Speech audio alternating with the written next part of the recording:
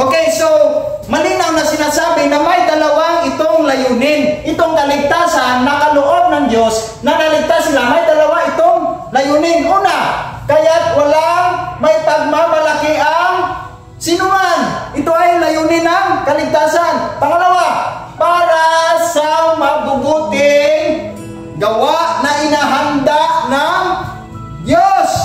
So, umuna ang kaligtasan bago mabubuting gawa. Hindi yung una ang mabubuting gawa at bumunga ng kaligtasan.